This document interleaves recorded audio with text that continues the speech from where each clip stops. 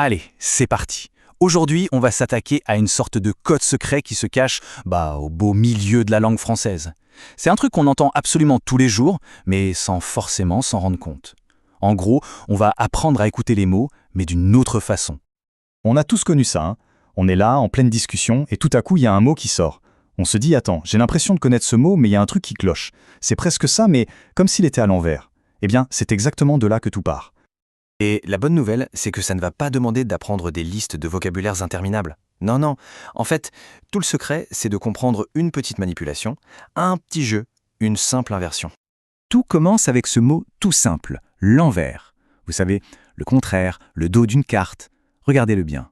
Le secret, il est là, caché à l'intérieur. Si on le décompose, on a deux sons, deux syllabes, l'en-vers. Ok, et maintenant, si on s'amusait à aller retourner ces syllabes, l'en-vers, ça devient verlan, verlan. Et voilà, le code est cassé. C'est juste ça le verlan, c'est l'envers à l'envers. Donc, pour le dire plus formellement, le verlan, c'est cet argot où on inverse les syllabes.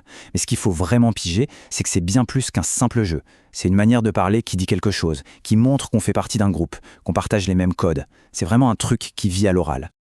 Bon, maintenant qu'on a compris le principe, passons à la pratique. Voici quelques mots essentiels, ce qu'il faut absolument reconnaître pour ne pas être perdu dans une conversation. Alors, le premier, et sans doute le plus connu, c'est « meuf ». On l'entend tout le temps. Si on le remet à l'endroit, qu'est-ce qu'on obtient ? Femme, tout simplement. Dire c'est une meuf sympa, c'est devenu super banal. C'est vraiment une façon très courante et la plupart du temps assez neutre de désigner une femme, une fille. Honnêtement, celui-là, c'est impossible de passer à côté. Le deuxième est tout petit, juste 3 lettres. Mais alors, il est super puissant. C'est ouf. Et ouf, bien sûr, c'est l'inverse de fou. Et ce petit mot « ouf », il peut vouloir dire plein de choses.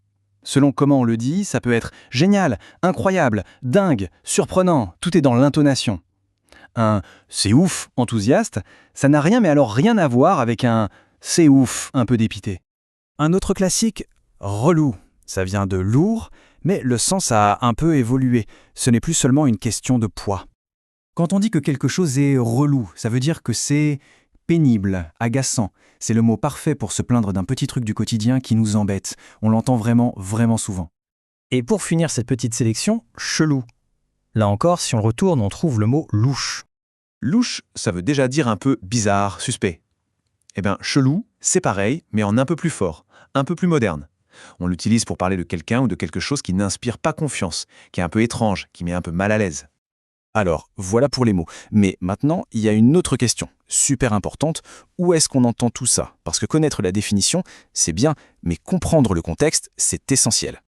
En gros, c'est simple. Le verlan, c'est le langage du quotidien, de l'informel. Entre potes, dans la rue, dans la musique, c'est naturel. Par contre, dans un mail au patron ou face à un guichet de l'administration, là, on oublie. C'est vraiment une règle tacite, une frontière à ne pas franchir. Ce qui nous amène à la règle d'or, le truc le plus important à retenir de tout ça. L'objectif, ce n'est pas de se mettre à parler en verlan à tout bout de champ. Non, le vrai but, c'est de le comprendre, de le capter immédiatement pour ne jamais être largué. Et ça nous conduit au vrai secret, à la vraie puissance derrière tout ça. Il ne s'agit pas de faire une performance, mais de quelque chose de bien plus subtil. C'est toute la différence en fait. Essayer de placer du verlan alors que ce n'est pas naturel, ça sonne faux, ça fait imitation. Alors que simplement le comprendre quand quelqu'un l'utilise, ça montre qu'on est connecté, qu'on a saisi les codes, qu'on fait partie de la conversation. Parce que la vraie aisance en français, ce n'est pas de savoir dire meuf ou relou, c'est de comprendre ce que ça implique quand quelqu'un d'autre le dit. Voilà, le vrai super pouvoir, ce n'est pas celui qu'on utilise, c'est celui qu'on comprend. Le but, c'est qu'un mot comme chelou ne soit plus un obstacle. C'est de l'entendre, de le décoder en un éclair et de comprendre tout ce qu'il y a derrière, l'émotion, le degré d'intimité entre les gens, tout ça. Alors, la prochaine fois qu'on entendra un de ces mots, il faudra tendre l'oreille différemment. Ce ne sera plus juste un mot bizarre, ce sera un indice sur ce qui se joue vraiment dans la conversation. Alors, qu'est-ce qu'on va entendre maintenant qu'on ne pouvait pas entendre avant ?